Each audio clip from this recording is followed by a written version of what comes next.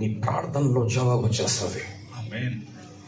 ఆ బలం పెరిగితే నీ పనిలో జవాబు చేస్తుంది. ఆ బలం పెరిగితే నువ్వు చేయలేనిది చేయగలుగుతావు. The one that is missing inside you is that strength. నీలో ఏది కనబడుట లేదు అంటే ఆ బలమే. How does the strength come to you? ఈ బలము నీ యొద్దకు ఎలా వస్తుంది? So listen very carefully. కాబట్టి శ్రద్ధగా వినండి దయచేసి. There is a prophecy that which has been spoken to people. ప్రజలతో ప్రకటించబడిన ప్రవచనం ఉంది. That's the prophecy with Jesus when he is coming into the temple.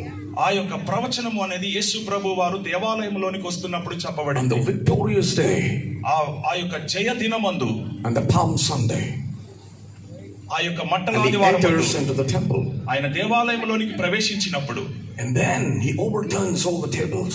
ఆయన అక్కడున్న బల్లలన్నిటిని కూడా దొర్లించేశాడు. You made my house into a house of thieves. దేవుని ఇంటిని మీరు దొంగల గృహముగా మార్చారు అన్నాడు. And then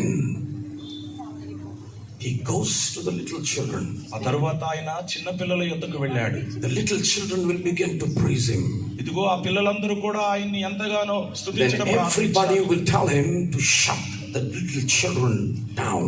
అందరూ కూడా పిల్లల్ని మౌనముగా ఉండండి అన్నారు. That was the moment he utters the prophecy. ఆ సమయములోనే ఆయన ఈ ప్రవచన Out of the mouths of babes and